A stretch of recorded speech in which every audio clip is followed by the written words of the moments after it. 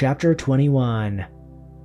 After these things, Jesus revealed himself again to the disciples at the Sea of Tiberias, and he revealed himself in this way.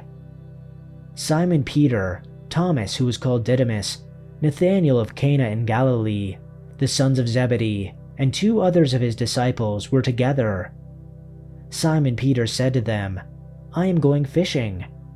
They said to him, "We are also coming with you." They went out and got into the boat, and that night they caught nothing. But when the day was now breaking, Jesus stood on the beach, yet the disciples did not know that it was Jesus. So Jesus said to them, "Children, you do not have any fish to eat, do you?" They answered him, "No." And he said to them, "Cast the net on the right-hand side of the boat, and you will find the fish." So they cast it, and then they were not able to haul it in because of the great quantity of fish. Therefore, that disciple whom Jesus loved said to Peter, "It is the Lord." So when Simon Peter heard that it was the Lord, he put on his outer garment, for he was stripped for work, and threw himself into the sea. But the other disciples came in the little boat, for they were not far from the land, but about 200 cubits away, dragging the net full of fish. So when they got out on the land, they saw a charcoal fire already made, and fish placed on it, and bread. Jesus said to them, "Bring some of the fish which you have now caught." So Simon Peter went up and hauled the net to land full of large fish, 153. And although there were so many, the net was not torn. Jesus said to them, "Come and have breakfast." None of the disciples ventured to inquire of him, "Who are you?" knowing that it was the Lord. Jesus came and took the bread and gave it to them, and the fish likewise. This was now the 3rd time that Jesus revealed himself to the disciples after he was raised from the dead. Now when they had finished breakfast, Jesus said to Simon Peter, "Simon, son of John, do you love me more than these?"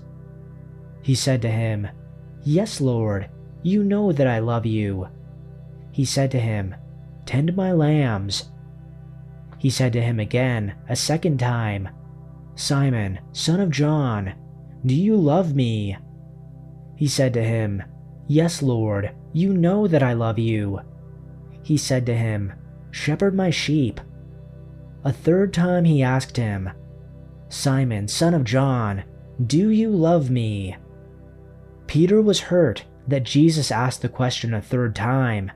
He said, "Lord, you know everything. You know that I love you." Jesus said, "Then feed my sheep. I tell you the truth, when you were young, you were able to do as you liked.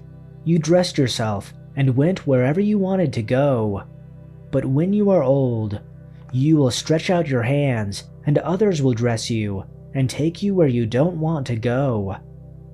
Jesus said this to let him know by what kind of death he would glorify God. Then Jesus told him, "Follow me." Peter turned around and saw behind them the disciple Jesus loved, the one who had leaned over to Jesus during supper and asked, "Lord, who will betray you?"